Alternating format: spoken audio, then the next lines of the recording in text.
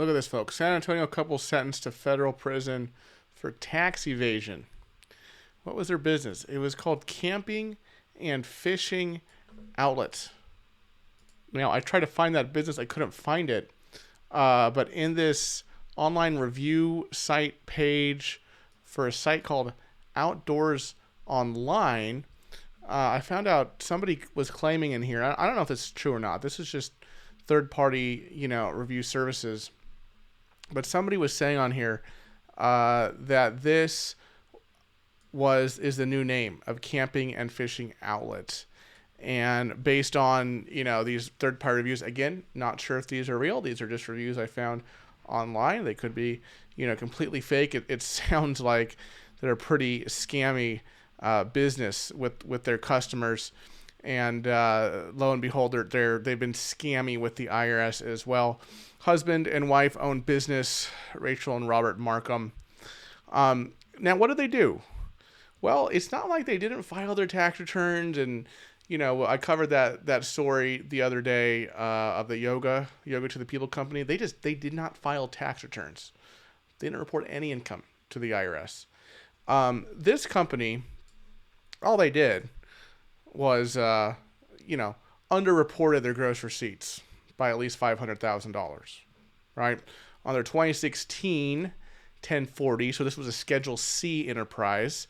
It was not a partnership. It was not a corporation. They just reported their business income and expenses on their Schedule C.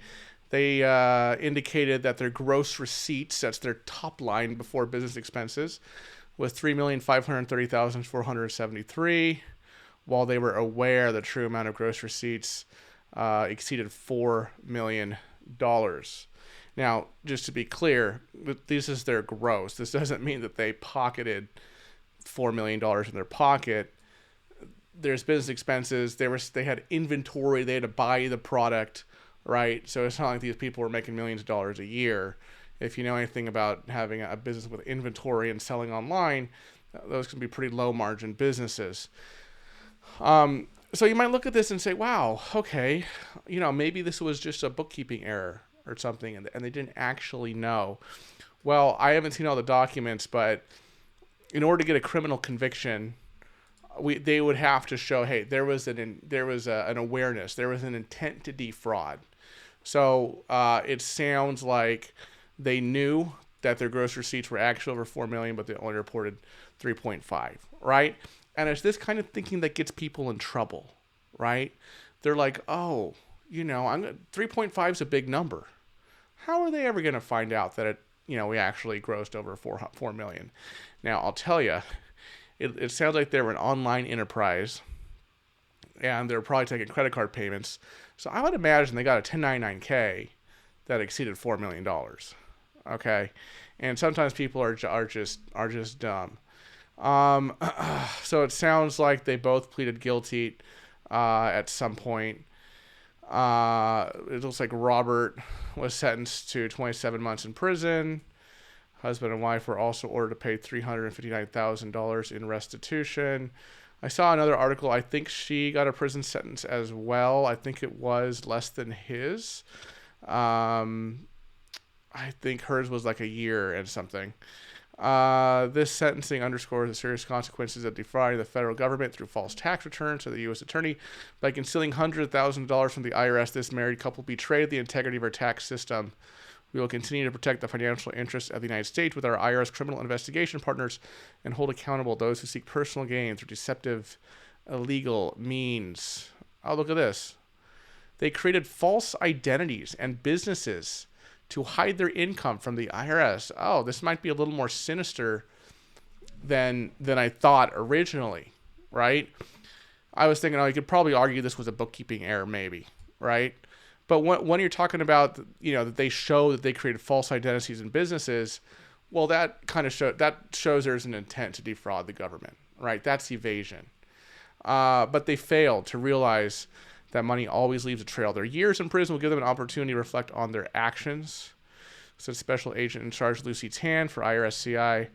Prosecuting federal tax crimes remains a priority in Texas, and our strong partnership with the U.S. Attorney's Office for the Western District of Texas underscores our commitment to holding tax criminals accountable. IRS criminal investigation investigated the case. Assistant U.S. Attorney Justin Chung prosecuted the case. So this goes to show you guys, the IRS is getting better and better at figuring things out, right?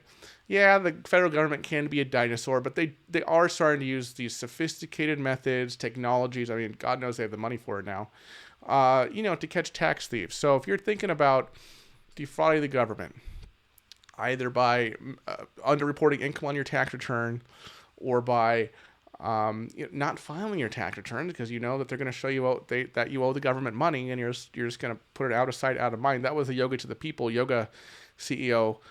That was their strategy. Hey, let's just not tell the government about it.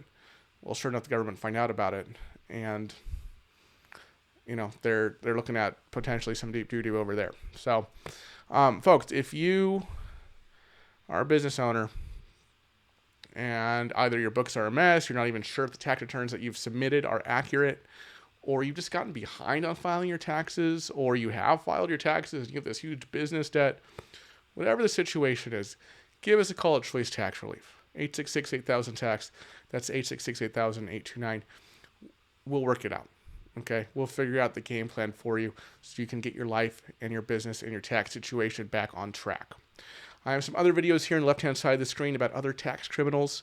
There was a yoga guy. There was the Domino's pizza guy. Maybe you can put those on the left-hand side of the screen, Riley. But, and then, if you don't want to call us right now, you can fill out the form at choicetaxrelief.com. Fill out the form there, and we will reach out to you. Thank you so much for watching, everybody. I'll see you in the next video. Bye-bye.